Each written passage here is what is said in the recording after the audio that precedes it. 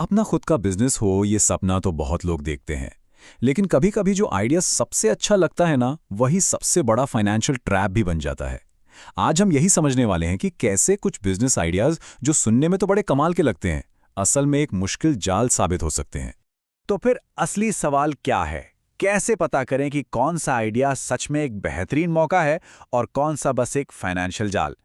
इसी फर्क को समझना कामयाबी और नाकामी के बीच की एक बहुत बारीक लाइन है। तो चलिए इसी सवाल का जवाब ढूंढते हैं और सीखते हैं कि उन खतरनाक आइडियाज को शुरुआत में ही कैसे पहचान लिया जाए। इसके लिए हम सीधे एक करोड़पति बिजनेसमैन के तजुर्बे से मिले सबक पर गौर करेंगे। उनके नजरिए से आज के दौर में 3 ऐसे बिजनेस हैं जिनसे बचना ही समझदारी है। ये कोई किताबी ज्ञान नहीं है, बल्कि सीधे अनुभव से निकली हुई बात है। तो चलिए देखते हैं कि वो कौन से बिजनेस हैं। तो पहला खतरा है सैचुरेशन ट्रैप, मतलब एक ऐसा मार्केट जो पहले से ही जरूरत से ज्यादा भरा हुआ है। इसे ऐसे समझिए, जैसे आप एक ऐसी पार्टी में पहुंचे हैं जहां इतनी भीड़ है कि किसी को आपकी आवाज तक नहीं सुनाई दे रही। कुछ बिजनेस मार्केट्स का भी यही हाल है। और इस जाल का सबसे आम उदाहरण एक क्लोथिंग ब्रांड।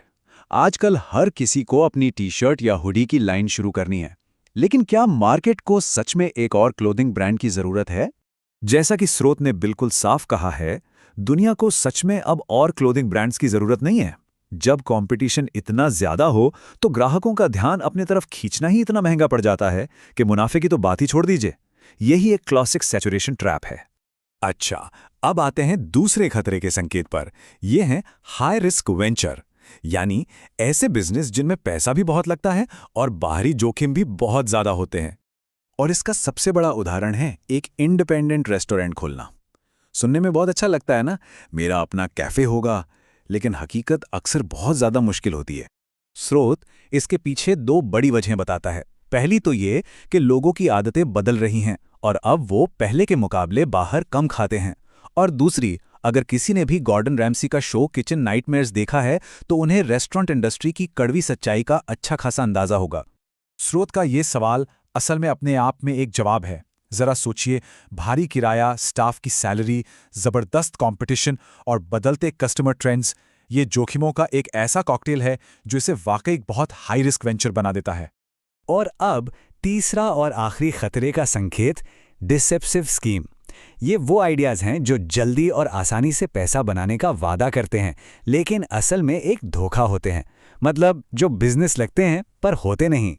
इस कैटेगरी का सबसे बड़ा उदाहरण है डे ट्रेडिंग। स्रोत के अनुसार ये कोई बिजनेस नहीं बल्कि एक जुआ है, और इसे सिखाने वाले ज्यादातर लोग स्कैमर्स होते हैं जो जल्दी अमीर बनो वाली स्कीम बेचते हैं। संपत्ति बनाने का असली और आजमाया हुआ रास्ता है लॉन्ग टर्म इन्वेस्टिंग। तो सलाह बिल्कुल साफ है, जल्दी पैसा बनाने के हर झांसे से दूर रहना ही बेहतर है। तो इन तीनों चेतावनियों, सैचुरेशन, हाई रिस्क और डिसेप्शन से सीखकर हम किसी भी बिजनेस आइडिया को परखने के लिए एक समझदारी भरा रास्ता अपना सकते हैं। तो कोई भी नया आइडिया आए तो उस पर काम शुरू करने से पहले ये 3 सवाल खुद से पूछना बहुत जरूरी है। क्या मार्केट में इसके लिए सच में जगह है? क्या इसके जोखिम उठाए जा सकते हैं? और कहीं ये सुनने में too good to be true तो नहीं लग रहा? ये फ्रेमवर्क एक मजबूत नींव बनाने में मदद करता है। तो ये तो हमने जान लिया कि किन बिजनेस से बचना चाहिए, लेकिन अब सोचने वाला सवाल ये है कि इन खतरों से बचने के अलावा वो कौन सी खास बात है जो किसी भी बिजनेस को सफल और लंबे समय तक टिकाऊ बनाती है? शायद उस सवाल के जवाब में ही एक कामयाब बिजनेस का असली राज छिपा है।